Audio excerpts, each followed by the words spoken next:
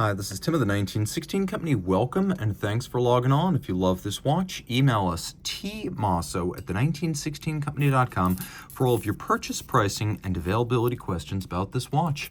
Today we discuss a real landmark piece from Patek Philippe, one of my favorites of the modern era, and perhaps the most desirable non-steel version of the 5960. One might even say the most desirable 5960. Launched in 2017, this is the annual calendar Flyback Chronograph 5960/01G-001. Well, this was not the first white gold 5960. That was actually a series in 2013 for the Moscow boutique. This is probably the most appealing white gold 5960. So basic stuff, well, in gray gold, which is a white gold that never needs to be rhodium plated and is white all the way through. This watch is 40.5 millimeters in diameter, 13.8 millimeters thick, and from lug tip to lug tip, 49.2 millimeters with a 21 millimeter spacing between the lugs. On my wrist, which is 16 centimeters in circumference, it's a large watch, make no mistake. It's broad, it's not a large diameter, and it's not hugely thick, but it does have a wingspan, and that's appropriate because this version of the 5960 has been given the pilot's watch treatment. I would recommend this for a wrist of 16 centimeters circumference or larger, and again, mine is 16, and you're looking at it right there. It does have a concave bezel, and it's not super thick, so it will slide underneath a dress cuff, or perhaps flight suit. And one of the reasons I say this has been given the pilot's watch treatment is because there are some elements that feel a lot like the Calatrava Pilot series. For one thing, calfskin with a contrasting stitch, this unique cross-hatched stitching, the counterweighted aviator-inspired Clevis-style pin buckle, which is of course made of white gold like the rest of the watch. This is not a standard 5960 pin buckle right here. The case itself, handsome, fluid, with a lot of compound curves.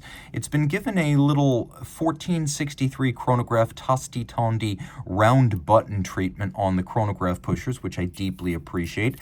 Then we've got that concave bezel. We've got a domed and boxed sapphire over a dial with the same granular matte blue as the 5524G. And you can really see that effect has been compounded by the addition of a lot more luminescence than you'll find on a standard 5960. Pretty much everything except the steel 5960 has a lot less lume than this. Now the hands are also larger, and we have a new stepped track for reading the minutes in the chronograph fractions of seconds outboard.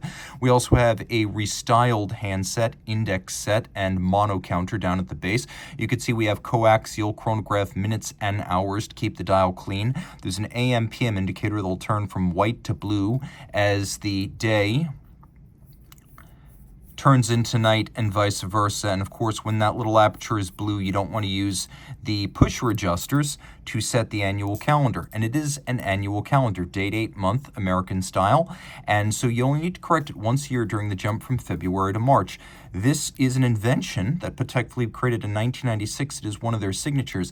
Look just below the date, and you can see there's a tiny power reserve indicator for the automatic winding 55-hour power reserve, and the chronograph that is featured, as you can see, is a flyback, so reset and restart with a single push of the trigger. Well, the watch does not have a running seconds hand. You can see that right there. The vertical clutch of the chronograph creates no additional wear and tear. A vertical clutch chrono can be left running full time, and so you can use the flyback as a zero reset to synchronize it to a reference time. Now you have fully synchronized hours, minutes, and seconds all on the dial. It also features a column wheel for crisp action, and because of the vertical clutch, you can see that there's no jump or stagger to the seconds hand as it starts. That's one of the advantages of a vertical clutch system. Hands, indices, and frames for the calendar, those are all white gold, so they won't tarnish or oxidize over time. On the reverse of the watch, we have a movement that is known as the 28520, originally debuted back in 2006 on the Nautilus Chrono and the original 5960. So this is a watch that has a unidirectional automatic winder with ceramic bearings or hybrid ceramic bearings for greater efficiency, 4 Hz beat rate, 6-position adjustment, anti-magnetic Spiromax silicon hairspring, Gyromax style free sprung balance, column wheel, and vertical clutch. It's a nicely sized movement. As you can see, it is adjusted in 6 positions, one more than the chronometer standard, and it is a nicely decorated movement with the Patek Philippe seal, guaranteed to run no worse from the factory than -3 + 2 seconds per 24 hours. This is a watch that has everything going for it. Beautiful Universal, everyday wearable, a lot of complication for the money, a rare variant of a well-known and well-liked watch. That's always the best of both worlds. It's a well-liked model with a big fan base, but it's a rare version of the model.